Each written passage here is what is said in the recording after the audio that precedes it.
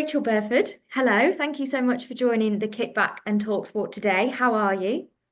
I'm absolutely buzzing, to be honest, on the back of what's gone on this morning. So really good, thank you.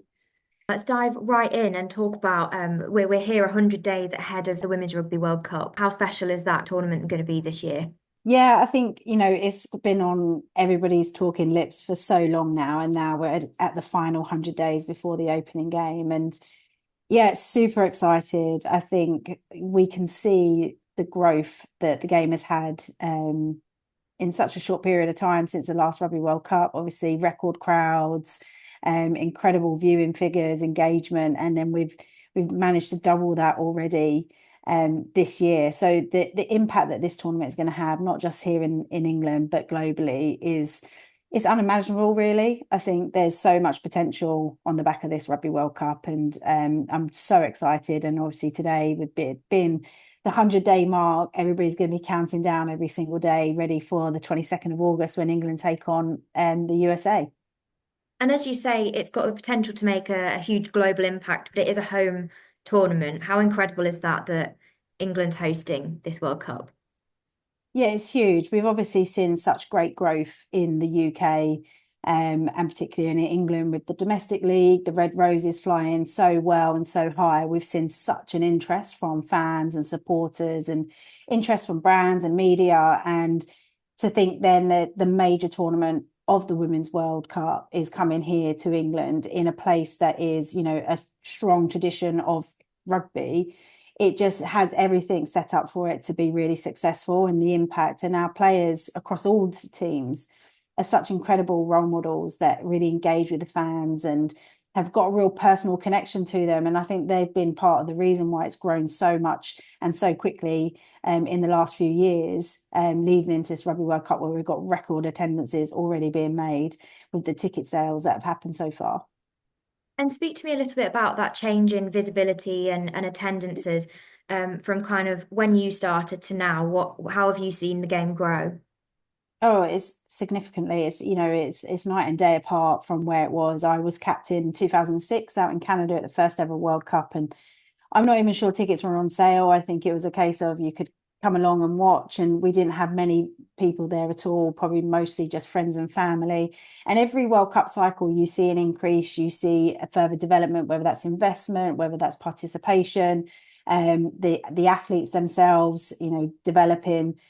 You always see that naturally in every single World Cup that I've been involved in, and I was involved in 2010, 14 and 17. You see an uplift, but we've just seen such a big acceleration in the last 4 years to where it is now. And that's because of all the work that's gone in behind the game and to grow the game and bring that visibility to it. When I grew up, my role models were male, whereas now that narrative has completely changed. Like, everybody wants to be a Sarah Byrne or an Ellie Kildan, or an Aoife Wafer from Ireland. There are a younger generation now that can see and really believe that they can be this, which was something that wasn't a tangible thing for when I was growing up. And it's amazing and really remarkable to see. And yeah, because of that connection, the visibility is just growing and growing. Like you say, it is incredible. And I actually spoke to Ellie a couple of days ago, and I spoke to her about me and her are the same age, and when I was at school, that rugby was not an option for girls. You couldn't play football, you couldn't play rugby, you couldn't play cricket, you couldn't even wear trousers at the school that I went to. It was like seems like something from the dark ages, and it wasn't that long ago. Um, but yeah, it's so cool. I mean, even speaking to her, like she would be an incredible role model for anybody kind of looking to get into the game. And as you say, back then you would probably have male role models, and it's incredible to see it changing, that there are so many recognizable women in the game now. Yeah, it's huge, isn't it? We use the saying, if you can't see it, you can't be it, and that's absolutely right. I was fortunate. My family played rugby, so it was kind of that's the way I got into it. I didn't look up to an Eddie Kildan and think, "Wow, she's cool. I want to be like her, and I want to do what she does." And yeah, it's phenomenal, and it's important that we keep growing this. It's not just in rugby, but growing that representation, that role model piece across all sports, which I think our female athletes across any sport do so brilliantly well. yeah, and schools is still an issue. It's far better, but there's still not the same equal opportunities that we should be offering young girls in sport. And but I'm always going to be somebody, I think we always are in the camp of we there's more to do and we can do better, but it is in a really, really strong place, and there's all different stakeholders that are responsible for that. And talking about kind of having to see it to believe it, how have you seen that media coverage change over the past few years? Oh, dramatically. You think of press releases, you think of coverage across, social media has a lot to do with it, around players putting themselves out there, raising their visibility themselves, but then everybody now showing an interest and engaging and wanting a piece of the pie. They want to be in the stands, they want to be covering the games, they want to be talking to the players. And I think we're in this real unique sweet spot where it is really accessible at the moment, to be able to be in those rooms and engage with players and coaches and etc. But it's everybody's been buying into it, which is then somebody who's not so maybe involved is curious now. Well, okay, well, maybe I'll follow along with that sport, or I'll engage with it and I'll understand it a bit better. And I just think the growth is phenomenal. The coverage on TV, on Rugby Pass, making things really accessible to as many people, as many new eyeballs, because we've captured the fans, the rugby fans, the diehard rugby people. It's about reaching new audiences, and as we keep being mentioned, inspiring that next generation. We're only going to do that by putting it in front of them. So we need as many media means as possible to get it out there. And the aim for this tournament as well is record attendances. What do you think that that could do kind of to boost the game going forwards? Well, I think it's huge, isn't it? You capture somebody in a World Cup year. I've watched many World Cup games. I've participated in them. I've watched the men's, and it excites you, it inspires you. It makes you then want to follow that person, that team, and go back to that venue, recreate that atmosphere. And I think, that whole environment, and it's an interesting, and it's a different audience in the women's game. And it's really, and this is not saying men's rugby isn't friendly or welcoming, because they are, but it's just a real sense of togetherness, friendly family feel of an atmosphere that everybody's playing their part. Everybody very much feels like when they turn up to a game, they buy a ticket and they put their bum in a seat, they're contributing to the rise of the game. And I think you can really sense that when you're in the stadium. And I think, we're going to have these record attendances, and they're going to be showcased with incredible talent across all 16 teams. They're going to want to come back for more. And hopefully we can see the knock-on effect. We saw what happened with the women's Euros, and then the knock-on effect that had in the domestic game, and then also into the international game.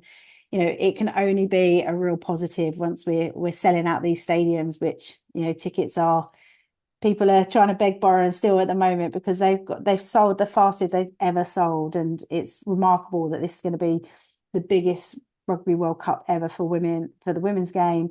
But also in England, this is the biggest sporting event this year. So we're hoping that not only do your regular fans come out, but there's a lot of curiosity and go, do you know what, I'm going to go along and support that, and I'm going to see what it's all about. And then it's over to the players to get them hooked. That's absolutely incredible. And like you touched on there about the Euros and the growth we saw after that and after England winning. Is there anything you think that rugby can kind of take from seeing the growth of football and seeing how that's fed into the rise in like domestic attendances as well? Is there anything that rugby can learn from the success of women's football? I think, to be honest, I think the thing about women's sport is that it's really collaborative, and everybody kind of working together. And I think we've maybe been the little sister to football for a number of years, but we're starting to come forward now and shine as well on our own. So I think lots of has already been done in terms of those learning and understanding what's working within women's football and how we may be able to apply certain areas. I actually went to Arsenal versus Man United the other night, and there was just some small things that I thought was really clever around, a simple thing. They kept the team sheets up on the big screens the whole time with the player numbers. So again, that reach of, oh, I know who that number is, and I can look on the pitch and understand who it is, because you might be quite far away. But the merchandise was incredible, and you could really identify with your team, is what I felt like. When there was a goal, you saw everybody waving their flags, waving their scarves, and you knew which team they were part of. And I think like grabbing that kind of identity, and connection and almost tribalism to a team, I think is something that we really want to be able to try and grasp and bring into our game. Yeah, absolutely. I mean, it's a big summer for women's sport as well. We've got obviously the Euros over in Switzerland. We've got women's cricket. They've got a dual series with India going on as well, and then we've got the Rugby World Cup. It's just an exciting time, really, to be a woman in sport, isn't it? It really is. And you know, we're all going to benefit from that. You know, the Euros are kicking it off and they've been flying the flag for so long with women's sport. And then that again just breeds curiosity. Okay, well, I've really enjoyed this. Well, maybe I'll enjoy women's rugby. Maybe I'll enjoy women's cricket. And so yeah, it's and also we just get to feel as much media as we can possible over this year with those major events that are happening. And yeah, hopefully it can. It's that saying of all tides rising, and everybody's trying to support and drive women's sport to you know unimaginable limits, and to have three major events across three incredible sports in one year in one very small window is only going to get more young girls in particular seeing women play sport and go, do you know what, I want to be that, or I'm now interested in going down my local football club or rugby club or cricket club. It's just bringing that interest in. So to have that big old chunk of women's sport and then our Rugby World Cup right in the middle of that, it's a mouthwatering summer. Yeah, absolutely. And when you do get any free time, are there any other sports that you enjoy watching that you follow particularly? Oh, well, rugby does take up quite a bit of I time. can imagine. But no, I enjoy watching as much sport as possible. I won't say that I know the rules or the laws in rugby, but not necessarily in other sports, as well. But you know, going along to the cricket next week, last week was at the football. I'm just really immersing myself in it. And I think, you know, I'm part of the solution, like everybody, you know, we've all got to play our part. And if that means going along to one game here and there from another sport, then I absolutely want to try and support those teams as well. I love that. I really love that. Looking back over your career, are there any particular highlights for you? What really stands out as sort of those highlights of your career? Oof. Um, this question's always really hard, especially when you have a very prolonged career. Too many No, to pick from. yeah, I think obviously we're talking about Rugby World Cups. Winning it in 2014 was absolutely incredible, really special moment. You know, it's a piece of history that we've written into the books that nobody can change. If I could relive that moment again, I absolutely would. Where's your favorite stadium that you've ever played?